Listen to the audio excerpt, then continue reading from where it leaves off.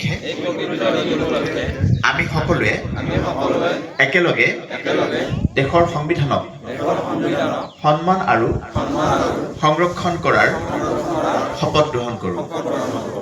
কামৰূপ জিলাৰ গোগ আঞ্জুমানে মুছলিম ঈদগাহ গোগ মাজগাঁও নকুচি ক্ষুদ্ৰ পলহা বৰপলহাৰ উদ্যোগত আঞ্জুমানে মুছলিম ঈদগাহ প্ৰাংগণত আজি গণৰাজ্য দিৱস উলহ মালহেৰে উদযাপন কৰা হয়।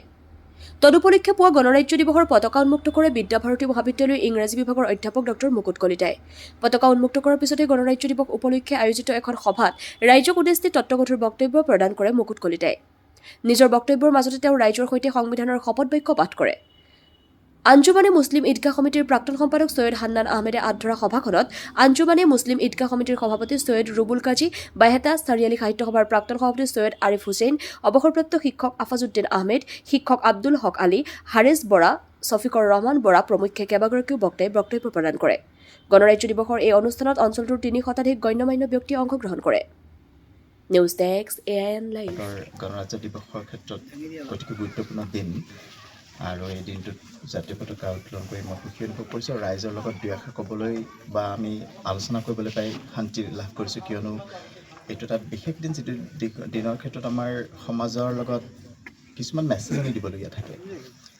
বিশেষকৈ ধৰক আমাৰ গণৰাজ্য দিৱসৰ ক্ষেত্ৰত যিটো সংবিধানৰ যিখিনি অনুচ্ছেদৰ বা প্ৰস্তাৱনাৰ যিবিলাক বিষয় আছে, ভাৰতখন কি উদ্দেশ্যত আমাৰ চাইন হোৱাৰ পিছত আমি দেশৰ ৰাইজক আগবঢ়াই নিবৰ কাৰণে আমাৰ অতীতৰ বিজ্ঞ ব্যক্তিসকলে যি সিদ্ধান্ত লৈছিলে, যিটো এটা ভিজন লৈছিলে, সেই ভিজনটো বিশেষকৈ ভাৰত এখন সাৰ্বভৌম ৰাষ্ট্ৰ বা গণতান্ত্ৰিক প্ৰমূল্যবোধ থকা বা সমতা, ভাতৃত্ববোধ, এই গোটেইবিলাক বিষয় আজিৰ সময়তো আমাৰ অতিকৈ প্ৰয়োজনীয়।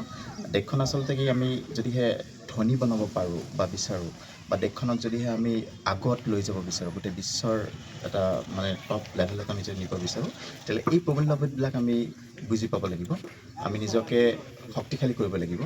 কাৰণ এতিয়া হ'ল প্ৰতিযোগিতাৰ যুগ।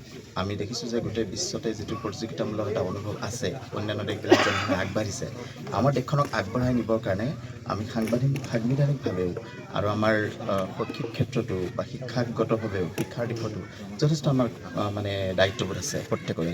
গতিকে স্বাধীন হ'লেই নহ'ব, স্বাধীনতাৰ বৰ্তাই ৰাখিবৰ কাৰণে, জীয়াই ৰাখিবৰ কাৰণে আমি নিজকে শক্তিশালী কৰিব লাগিব সকলো ফালৰ পৰাই। গতিকে ৰাইজলৈ অনুৰোধ, মানে আমাৰ ৰাইজসকলো নজনা নহয় জানেই, যিসকল আমাৰ নেতৃস্থানীয় ব্যক্তি আছে, জ্ঞানী গুণী ব্যক্তি আছে, তেওঁলোকে নতুন চামক আগবঢ়াই নিব লাগিব। কাৰণ একতা থাকিলেহে আমি মানে আগবাঢ়িব পাৰিম।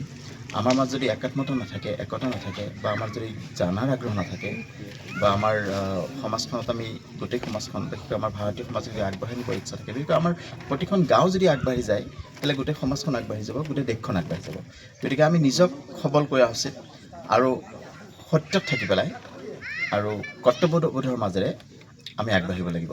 আৰু সেইকাৰণে সংবিধানখন আমাৰ প্ৰত্যেকেই জনাও উচিত আৰু আমাৰ প্ৰত্যেকক বুজা উচিত আৰু আমি আগবাঢ়িব লাগিব, তেনেকুৱা এটা মই অনুভৱ কৰোঁ।